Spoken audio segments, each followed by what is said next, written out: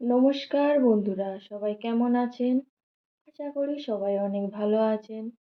চলে এসেছি আবারও একটা নতুন রেসিপি নিয়ে। আজ আমি ঘরোয়া কিছু উপকরণ দিয়ে বাগদা চিংড়ির রেসিপিটা আপনাদের সামনে তুলে ধরছি।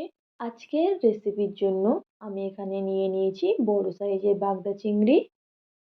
এখন চিংড়ির মধ্যে দিয়ে দিচ্ছি লবণ, পরিমাণ মতো হলুদ গুঁড়ো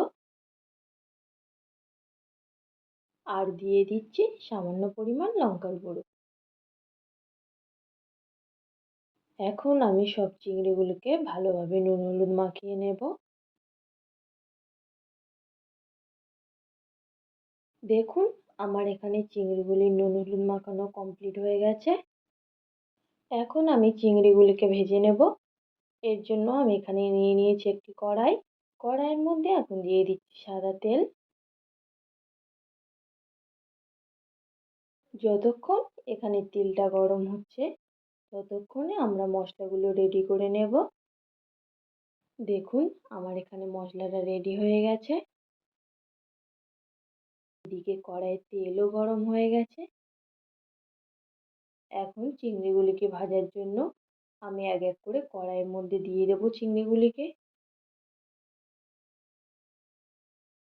চিংড়িগুলিকে বেশি কড়া করে ভাজার দরকার নেই। চিংড়িগুলি হালকা লাল লাল করে ভেজে নিতে হবে।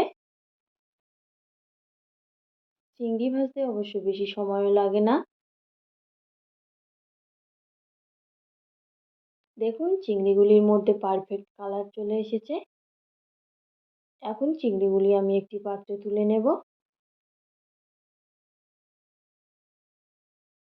চিংড়ি মাছ কার কার প্রিয় কমেন্ট বক্সে অবশ্যই জানাবেন। দেখুন, আমার এখানে চিংড়িগুলি ভাজা কমপ্লিট হয়ে গেছে।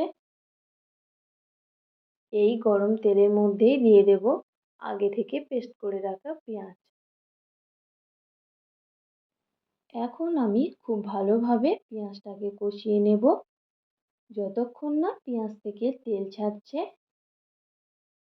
দেখুন, আমার এখানে পেঁয়াজ থেকে তেল ছাড়া অলরেডি শুরু করে দিয়েছে। এখন আমি এর মধ্যে দিয়ে দিচ্ছি আগে থেকে পেস্ট করে রাখা আদা রসুন। আমি এখন এগুলোকে খুব ভালোভাবে কষিয়ে নেব যতক্ষণ না এর মধ্য থেকে আদা রসুনের কাঁচা গন্ধটা চলে যাচ্ছে। এগুলোকে খুব ভালোভাবে কষিয়ে নেওয়ার পর এর মধ্যে দিয়ে দেব আগে থেকে পেস্ট করে রাখা টমেটো। আবারও সবগুলোকে ভালোভাবে কষিয়ে নেব যতক্ষণ না এর মধ্য থেকে টমেটোর কাঁচা গন্ধটা চলে যায়। সবগুলোকে ভালোভাবে কষিয়ে নেওয়ার পর এর মধ্যে দিয়ে দেব স্বাদ মতো লবণ। লবণটা দেওয়ার পর আবারও ভালোভাবে সবগুলোকে কষিয়ে নেব। এরপর দিয়ে দেব পরিমাণ মতো হলুদ। হলুদটা দেওয়ার পর আবারও একটু কষিয়ে নেব। দেখুন, এখানে হলুদটা দেওয়ার পর কি সুন্দর একটা কালার চলে এসেছে।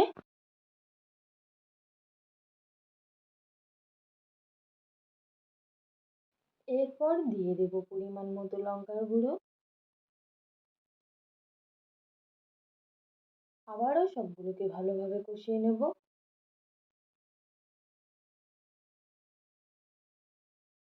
এখন আমি এর মধ্যে দিয়ে দেব পরিমাণ মতো নারকেলের দুধ। এরপর সবগুলোকে ভালোভাবে নেড়ে চেড়ে নেব যাতে মশলাটা ভালোভাবে মিশে যায় দুধের সঙ্গে। আমি এখানে কোনো জল ব্যবহার করিনি, শুধুমাত্র নারকেলের দুধ ব্যবহার করেছি। আপনারা চাইলে প্রয়োজন মতো জল ব্যবহার করতে পারেন। দেখুন, এদিকে আমার তরকারিটাও ফুটে গেছে। আমি এর মধ্যে দিয়ে দেবো আগে থেকে ভেজে রাখা চিংড়িগুলো। এগুলোকে আরেকটু নেড়ে চেড়ে নেব এবং অপেক্ষা করতে হবে তরকারিটা হওয়া পর্যন্ত। আমি খুব সহজভাবে সামান্য কিছু উপকরণ দিয়ে রেসিপিটা করে দেখালাম। দেখুন, এখানে কি সুন্দর একটা কালার চলে এসেছে তরকারিতে, আর স্মেলটাও খুব সুন্দর বেরিয়েছে। আমার এখানে গ্রেভির ঘনত্বটা কমে এলে চিংড়ির রেসিপিটা একদম পারফেক্ট রেডি হয়ে যাবে। এখানে আমাদের চিংড়ির রেসিপিটা প্রায় শেষের পথে।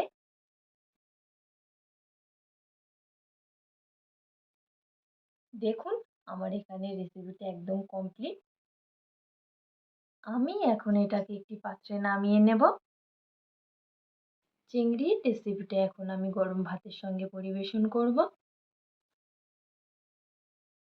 ভিডিওটি যদি আপনাদের ভালো লেগে থাকে তাহলে অবশ্যই একটি লাইক, কমেন্ট, শেয়ার ও চ্যানেলটিকে সাবস্ক্রাইব করে পাশে থাকবেন।